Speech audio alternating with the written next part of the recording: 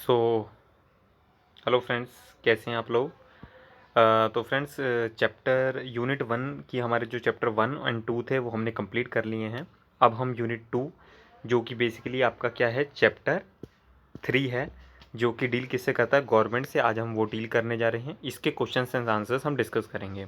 हम चैप्टर की रीडिंग नहीं कर रहे हैं बिकॉज ये मैं मानकर चल रहा हूँ कि आपने एक बार चैप्टर पढ़ लिया होगा, आपको उसकी एक बेसिक अंडरस्टैंडिंग लग गई होगी, ठीक है ना। और अगर उसमें आपको कुछ भी समझ में नहीं आता है तो आप मुझे प्लीज़ कमेंट कीजिए, मैं आपको उसका आंसर प्रोवाइड करूँगा। चलिए फ्रेंड्स, तो बेसिकली गवर्नमेंट आपने पढ़ लिया होगा। इसमें पूरा क्या है कि भाई क्या क्या चीज़ें इसके अंदर बताई गई हैं कि भाई क्या गवर्नमेंट करती हैं, कितने प्रकार की गवर्नमेंट होती हैं, क्या इनका काम होता है, कितने टाइप्स की हैं, ठीक है ना। डेमोक्रेसी, मोनार्की, ये सब के बारे में थोड़ा सा जो भी हम आपको प्रोवाइड कर सकते हैं इसके बेसिस पे नॉलेज हम आपको उसको प्रोवाइड कर चलेंगे, ठीक है। कि भाई न्यूज़पेपर्स की कटिंग्स आपको प्रोवाइड करी गई थी इसके अंदर, उसको देखने के लिए जितनी भी डिफरेंट चीज़ें हैं वो आज हम डिस्कस करके चलेंगे। कहता है, look at the newspaper headlines above and list the different kinds of activities that the government is reported to be doing in these newspaper guidelines, ठीक है। तो is not this is a wide range of activity, what do you think government is discuss in class, ठीक है ना। तो अब हम हमारे को डिस्कस करके चलना है कि भाई कितने प्रकार की एक्टिविटीज़ या डिफरेंट काइंड्स ऑफ वर्क जो होते हैं गवर्नमेंट के, ठीक है ना। तो सबसे पहला तो अगर मैं आपसे बात करूं फ्रेंड्स, तो सबसे पहला हो गया कि जो गवर्नमेंट को क्या करना है। देखिए, अब मैं वो सारी चीज़ हेडलाइंस अभी इसमें नहीं पढ़ रहा हूँ क्योंकि ये कॉन्सेप्चुअल वीडियो नहीं है, ये क्वेश्चन आंसर्स का रिलेटेड वीडियो है, ठीक है ना। अगर आप मुझे कहेंगे उसके लिए तो मैं आपके लिए वो बना दूंगा।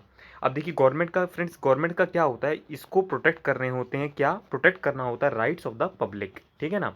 पब्लिक कह लीजिए, पीपल कह लीजिए, ठीक है, जो कि किसमें, अनऑर्गेनाइज सेक्टर में वर्क कर रहे हैं, ठीक है ना। तो एक ये चीज़ बात हो गई। जो हम ऊपर की हेडलाइंस को देख के बात कर रहे हैं, काम तो बहुत सारे होते हैं बट हमारे को जो कुछ ये हेडलाइंस दे रखी है उसके बेसिस पर हम अपनी ओपिनियन बता रहे हैं, जो कि आपको इसमें लिखना हो आपकी बेसिक अंडरस्टैंडिंग के लिए या आपका होमवर्क हो उसके लिए आप पूरा कर सकते हैं।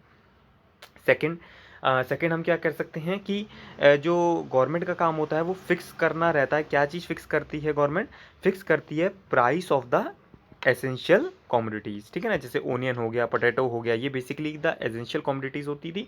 तो उसको हम प्राइस को पूरा कर लेते थे कि भाई गवर्नमेंट बताती थी कि भाई इस प्राइस से ज़्यादा आप इनको नहीं बेच सकते हैं, ठीक है ना। और फिर अगर किसी भी तरीके की, जैसे मान लीजिए कोई नेचुरल कैलेमिटीज़ आ गई, भाई ड्रॉट आ गया, अर्थक्वेक आ गया, सुनामी आ गई, साइक्लोन आ गया, उस चीज़ से प्रोटेक्ट करने के लिए भी गवर्नमेंट वर्क करती है, ठीक है ना।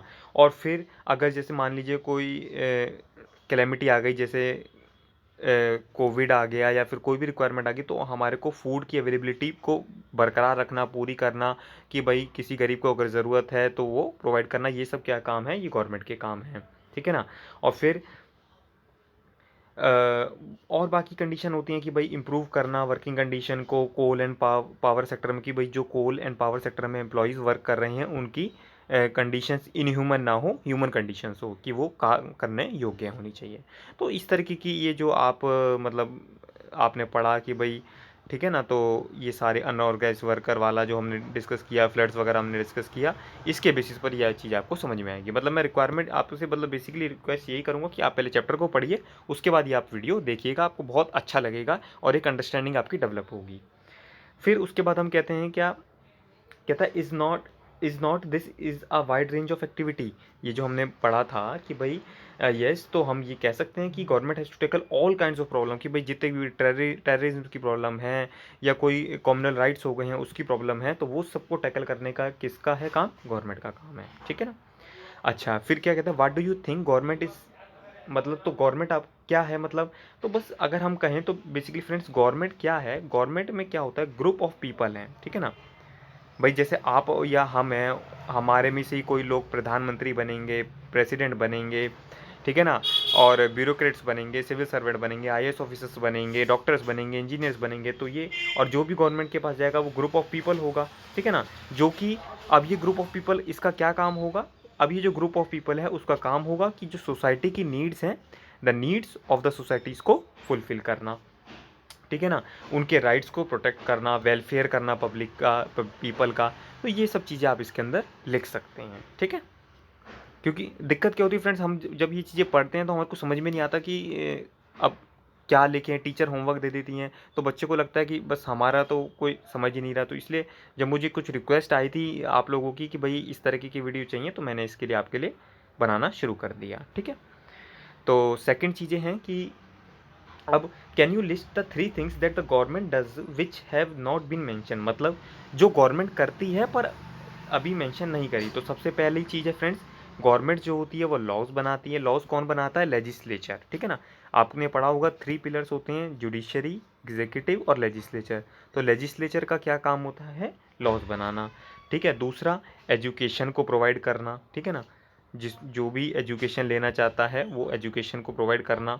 ठीक है ना, उसके बाद सबसे इम्पोर्टेंट फंक्शन जो होता है फ्रेंड्स, प्रिंटिंग करना करेंसी की। ये जो आप अपने हाथ में या अपने पास कैश देखते हैं, उस चीज़ को प्रिंटिंग का अधिकार किसका है? सिर्फ गवर्नमेंट का अधिकार है वो। ठीक है, जो हमने ऊपर कहीं मेंशन नहीं किया था, तो पर ये भी आपको लोगों को पता होना चाहिए। ठीक है, चलिए उसके बाद हम नेक्स्ट चलते हैं। अब नेक्स्ट क्या है आपका, ये आ जाता है आपका लॉज वगैरह से रिलेटेड थोड़ा सा हम डिस्कस कर लेते हैं। ये आपको इंडिया का मैप दे रखा है, आप इसको देख सकते हैं अंडरस्टैंडिंग के लिए अपने। ठीक है ना जी। अब कह रहा है think of an example of another law, what do you think it is important that people abide by this law. ठीक है ना, तो जैसे फ्रेंड्स अगर आपने देखा होगा इनकम टैक्स होता है। ठीक है ना, अभी इस टाइम जीएसटी आया हुआ है। ठीक है ना, अभी ठीक है ना, फिर हाउस टैक्स होता है। तो इस तरीके की चीज़ें होती हैं, आपकी वाटर हो गया, इलेक्ट्रिसिटी बिल हो गया। तो क्योंकि हम लोग ये कंज्यूम करते हैं तो हमारे को इसकी पेमेंट देनी पड़ती है। ठीक है ना, तो इसलिए it is a law that people should pay all the taxes. ठीक है ना, भाई इनकम टैक्स हो गया, ये सब चीज़ें हम सरकार को पे करते हैं और वो फिर हमारे को इसके बदले सर्विसेज प्रोवाइड करती है। ठीक है जी, तो चलिए फ्रेंड नेक्स्ट क्वेश्चन डिस्कस कर लेते हैं हमारा। अ, कहता है नेक्स्ट क्वेश्चन क्या है, do you think it is important for people to be involve in decision that affect them, give 2 reason for your answer. ठीक है ना, इसका क्या मतलब हो गया कि भाई आपको कुछ ऐसे रीजंस बताने हैं जो कि अफेक्ट करते हैं क्या चीज़ को, आपके डिसीजन लेने में। ठीक है ना, तो सबसे पहली चीज़ हो गई फ्रेंड्स कि आपको तो एक तो पता होना चाहिए। ठीक है ना, मैं आपको लिख देता हूँ, do you know about your needs. ठीक है ना, नीड्स और आपको अपनी प्रॉब्लम्स के बारे में आपको जानकारी होनी चाहिए। सेकंड, ठीक है ना, एक तो पहली चीज़ हो गई। फिर क्योंकि जो गवर्नमेंट होती है वो एक बेटर पोजीशन पर है जो कि आपकी सॉल्व कर सकती है प्रॉब्लम्स को। ठीक है ना, तो जब तक आपको अपनी प्रॉब्लम्स ही नहीं पता होगा आपको उसका सोल्यूशन नहीं मिल पाएगा। Which type of government would you prefer to have in the place you live. कहता है कि किस तरीके की गवर्नमेंट को आपको आपके पास हो तो अच्छा लगेगा आपको। देखिए, तो अगर मैं कहूँ तो ये टाइप ऑफ गवर्नमेंट का मतलब हो गया कि भाई मोनार्की गवर्नमेंट। मोनार्की में क्या होता है फ्रेंड्स, मोनार्की मैं लिख देता हूँ आपके लिए, मोनार्की। मोनार्की का मतलब होता है राजा, कि जो राजा है वो ही राज करेगा। ठीक है ना, और जबकि दूसरी फॉर्म क्या होती है, दूसरी फॉर्म होती है डेमोक्रेसी। डेमोक्रेसी में क्या होता है, राजा राज नहीं करता, इसमें लोग, आप जैसे हम हो गए, आप हो गए, हम लोग राज करते हैं। ठीक है ना, तो अब ये क्या कहना चाह रहा है, विच टाइप ऑफ गवर्नमेंट, तो हम क्या कहेंगे, विच type of government, democratic form of government हमारे को प्रेफर करती है। ठीक है ना, क्यों, क्योंकि इंडिया जो है एक बहुत बड़ा कंट्री है। ठीक है ना, यहाँ पर पॉपुलेशन भी बहुत ज़्यादा है। ठीक है ना, तो और इक्वलिटी हमने अधिकार दे ही रखा है, जस्टिस हमारा अधिकार है। तो उस चीज़ को ध्यान में रखते हुए एक डेमोक्रेटिक की भाई यहाँ पर डिक्टेटरशिप और तानाशाही नहीं चल सकती है। ठीक है ना, इसलिए यहाँ पर लोगों का शासन होता है। उसी तरीके से थर्ड क्वेश्चन है आपका, which of the statement below is correct, correct those sentences that you need correction. ठीक है ना, हमारे को 3 सेंटेंस दे रखे हैं, अब हम इसको पढ़ेंगे और हम बताएंगे कि कौन सा सेंटेंस करेक्ट है या कौन सा सेंटेंस करेक्ट नहीं है। In a monarchy the country citizen are allowed to elect whoever they want. मैंने आपको बताया था कि मोनार्की में क्या होता है, यह था कि मोनार्की, मोनार्की में क्या होता है, राजा होता है। तो कहता है monarchy the country citizen are allowed, no, तो it is incorrect. Monarchy is a rule by a single person. ठीक है ना, क्यों, मोनार्की में सिर्फ एक राजा होता है जो रूल करता है। ठीक है ना, और जो कि क्या लेता है, गद्दी लेता है अपने फादर से ही। ठीक है, तो ये क्या हो गया, मोनार्की हो गया, राजतंत्र हो गया। Second, in a democracy a king has absolute power to rule the country. तो इसका भी आंसर इनकरेक्ट है फ्रेंड्स, ये भी करेक्ट नहीं है स्टेटमेंट। क्यों, क्योंकि डेमोक्रेसी में क्या होता है, जो गवर्नमेंट होती है वो कौन इलेक्ट करता है, elect by the people of the country. ठीक है ना। और किंग जो होता है उसके पास होती है एब्सोल्यूट पावर। तो डेमोक्रेसी में किंग होता नहीं, तो उसके पास कोई पावर होती नहीं है। In a monarchy people can raise questions about the decisions monarchic, नहीं, ये भी गलत है फ्रेंड्स। क्यों? क्योंकि मोनार्क में क्या होता है, राजा की ही चलती है, उसके पास एब्सोल्यूट पावर है और हम उसको क्वेश्चन नहीं कर सकते। तो आप खुद ही सोच के बताइए कि आप कैसा शासन चाहेंगे, जिसमें आपका राज हो या सिर्फ राजा का राज हो। ठीक है, चलिए आप मुझे कमेंट कर कर भी बता सकते हैं। ठीक है, चलिए तो ये हमने यहाँ पर कंप्लीट कर लिया। अब हम चलते हैं नेक्स्ट पे अपना। ठीक है ना, आई थिंक रुक जाइए एक सेकेंड। हाँ, ये डिस्कस कर लेते हैं कि जो आपने look at the maps page number 29-30 जो आपने मैप देखे थे, नहीं तो आप वीडियो पोस्ट करके, हो सकता है आपके पास एनसीईआरटी पीडीएफ फॉर्म में हो या फिर आपके पास फिजिकल फॉर्म में भी हो। मैं एक्सपेक्ट करूँगा आपके पास फिजिकल फॉर्म में होनी चाहिए, जिससे कि आप उसको देख सकें और उसको अच्छे तरीके से यूटिलाइज कर सकें। दे show the states, union territories and districts of India. Find out the information these maps, कि भाई हमारे names of the neighbours of India. अब फिर अगर आप मैप देख रहे हैं तो देखिए, मुझे तो आइडिया है इसलिए मैं आपको बता सकता हूँ। आप जब मैप देखेंगे आपको समझ में आ जाएगा कि जो इंडिया के नेबर्स हैं कौन कौन है। देखिए यहाँ पे चाइना आता है, ठीक है, फिर यहाँ पे पाकिस्तान है, यहाँ पर अफ़गानिस्तान है, ठीक है, उसके बाद फिर यहाँ पर आपका नेपाल आ जाता है, ठीक है ना, यहाँ फिर आपका भूटान आ जाता है, ठीक है ना, फिर यहाँ पर आपका बांग्लादेश आ जाता है, यहाँ पर आपका म्यांमार आ जाता है, ये आपका श्रीलंका आ जाता है, ठीक है ना। और तो इसी तरीके से ये सब क्या हैं, आपके नेबर्स हैं, ठीक है ना। तो आप जब उसको देखेंगे तो आपको पता चल जाएगा और आपको बेसिक इंडिया की जो मैप की अंडरस्टैंडिंग होनी भी चाहिए। ठीक है जी, चलिए नेम्स ऑफ योर स्टेट और union territory and it's neighbours. तो फ्रेंड्स अगर मैं बात करूं आपसे तो भाई आपको पता ही है कि भाई आपके स्टेट्स क्या हैं, जैसे बिहार हो गया, यूपी हो गया, उत्तर प्रदेश हो गया, झारखंड हो गया, वेस्ट बंगाल हो गया, तो ये सब क्या है, आपके स्टेट्स हैं। ठीक है ना। जम्मू कश्मीर क्या है, आपका यूनियन टेरिटरी हो गया। दिल्ली क्या है, आपका यूनियन टेरिटरी। पौंडीचेरी क्या है, आपका यूनियन टेरिटरी। ठीक है ना। तो बस इसी तरीके से आपको आंसर करना है। फिर आप अपने जहाँ भी है डिस्ट्रिक्ट बता सकते हैं, नेबर्स बता सकते हैं। तो ये सिंपल तरीके से आप लोग कर सकते हैं। ठीक है, अब हम कुछ एक्सरसाइज देख लेते हैं।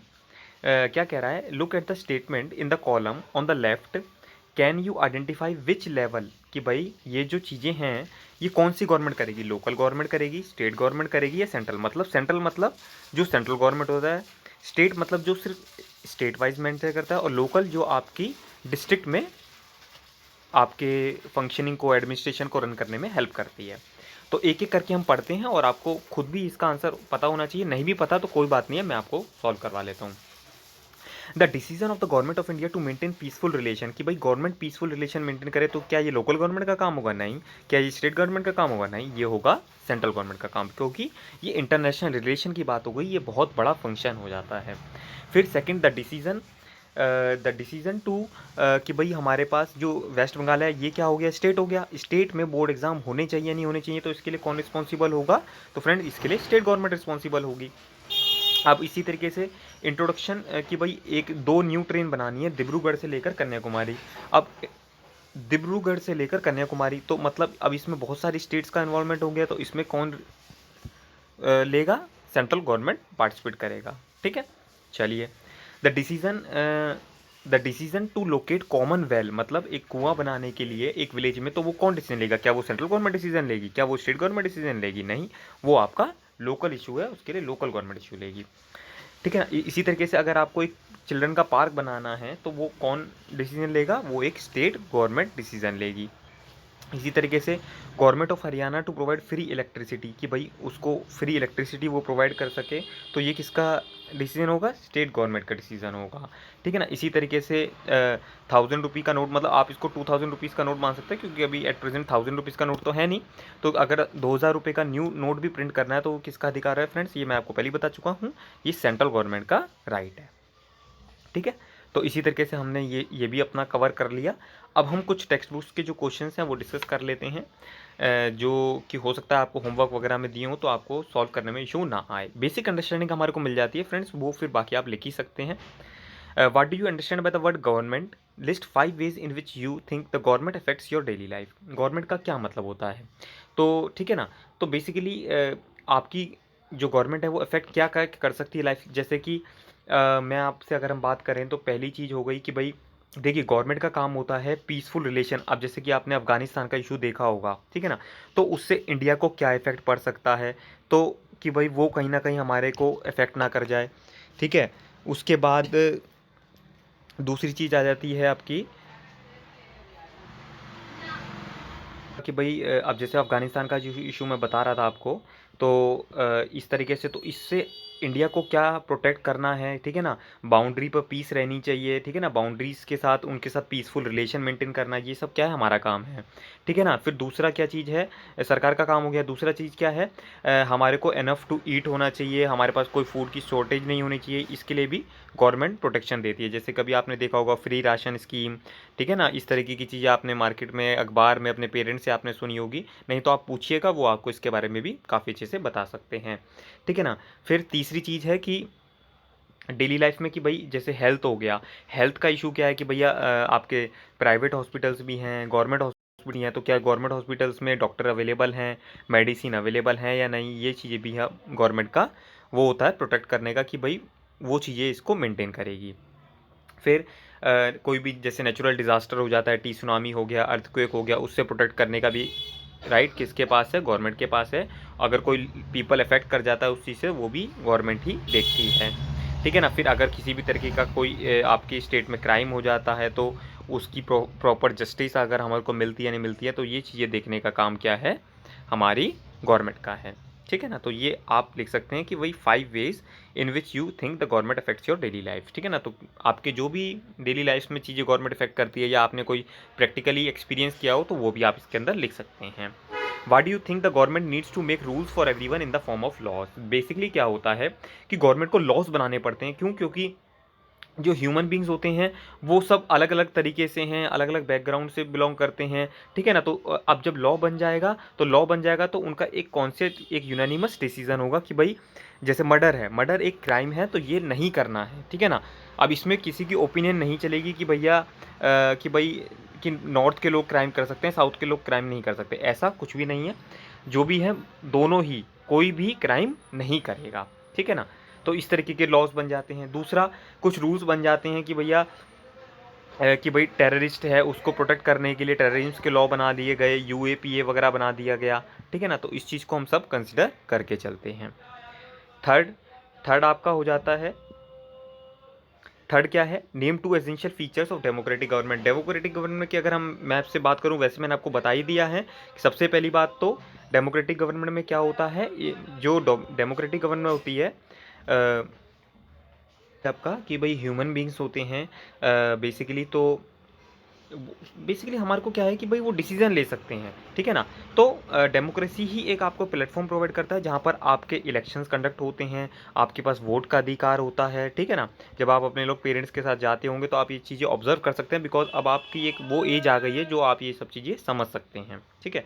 फिर सेकेंड हो गया कि जो भी गवर्नमेंट होती है, जो भी पावर में गवर्नमेंट होती है, वो जो भी एक्शंस लेगी उसको उसके लिए रिस्पॉन्सिबल करा जाएगा, अकाउंटेबल करा जाएगा कि भाई आपने ये डिसीजन लिया था, उसका ये इम्पैक्ट पड़ा, तो आप बताइए अब इसके आगे क्या करेंगे। इसका मतलब क्या हुआ, you will be the responsible for your decisions, ठीक है।